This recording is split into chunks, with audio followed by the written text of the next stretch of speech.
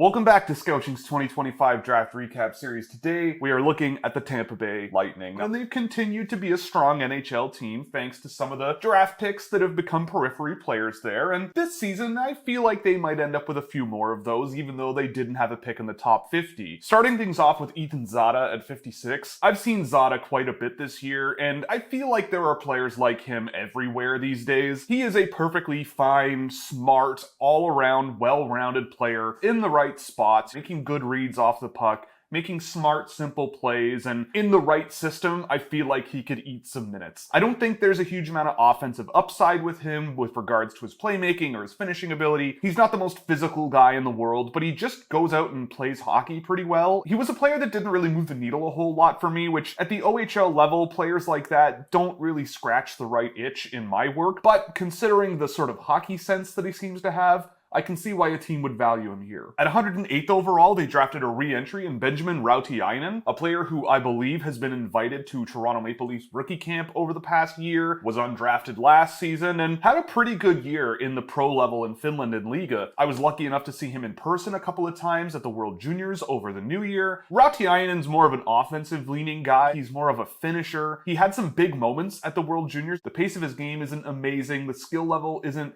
super high where I could see it working in the NHL. He's been productive, decent re-entry player with some good offensive ability, and that's totally fine for this area of the draft. At 127th, Tampa drafted Aiden Foster, and I kind of liked what I saw, but only in a limited capacity. This guy is pretty big, and he is physical. This guy runs around throwing hits, and if you want a bottom six guy who maybe has a little bit of skill here and there, decent pace in his game as long as it's sort of up and down the ice and following play off the puck, and he does have a physical edge in his game. And if that's really what you're looking for in the middle rounds of the draft, and you think you can get anything out of that in the NHL, then all the more power to you. Of all of the guys that I've watched that I had never heard of since the draft, he might be one of the few where I look at in a physical role and go, yeah, that's the kind of intensity that the NHL calls for. I think he's a bit of a long shot, but even with a limited ceiling, I do see a bit of a floor with Foster that in the right scenario, a coach could play him. At 151st, they drafted Everett Baldwin, and Baldwin is a guy who I was really up and down on this year. I think there's something there. He's skilled and very, very confident for a defenseman. This is a guy who scores a lot of goals, but it's not from just having a really great point shot. He is a player who will step up into the offensive zone, challenge defenses below the goal line, challenge them deep in the offensive zone. I just don't know if the overall package of talent is there yet to really project to the NHL.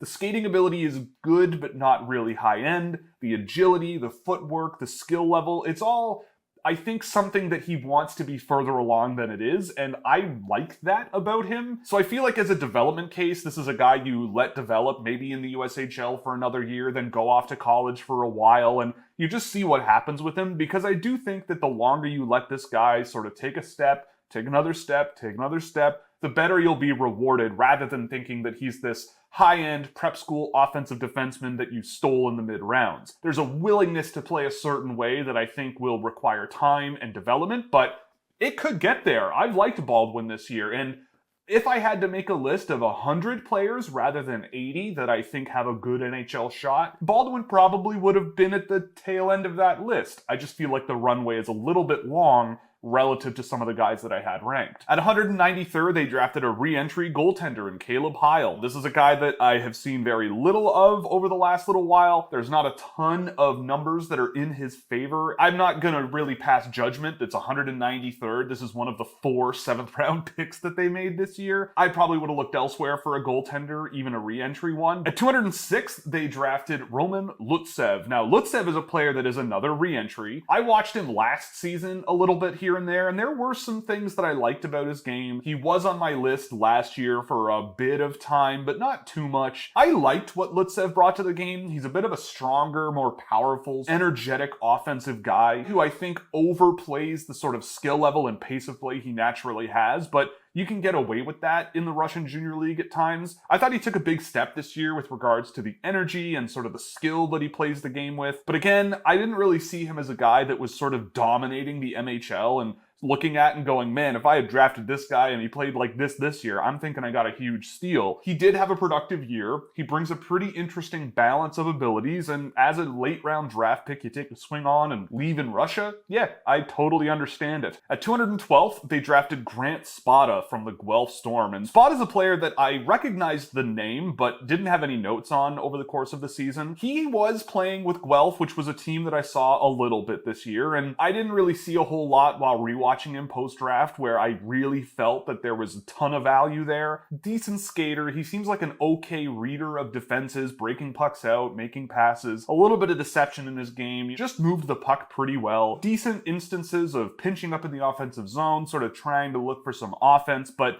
never really struck me as a player where I go, okay, this is his specialty, this is his role, this is what he does really, really well. A bit of physical play here and there from him, but again, nothing that really stood out. Maybe there's another blank slate player here, like an Aiden Foster perhaps, or an Everett Baldwin that they can mold into something over the next little while, but it's a CHL 7th round draft pick. I imagine with the new rules, going to college, you'd be able to keep him around for a little while longer, and they might think there's something there with him. And with their last pick in the draft, their 4th 7th round pick of the year, they drafted 2005 OHLer Marco Mignosa. Now, Mignosa was a player that I've seen quite a bit this year, mostly because of him playing with guys like Brady Martin, Travis Hayes with the Sioux Greyhounds. I have been doing a bit of work on Chase Reed, who came to the Sioux Greyhounds, and Mignosa was playing on the ice with him a little bit. I don't think with Mignosa there's this 2005-born elite OHL player that's going to dive right into the AHL and do a great job and move on to the NHL pretty quick. I don't really know what the logic is behind taking Mignosa because he didn't really stand out in a lot of the situations that I saw. Little bit of a good finisher, you know, swings wide in the offensive zone with some good footwork, creates opportunity for himself decently well. Didn't really pass my smell test as a 2 times undrafted player where I went,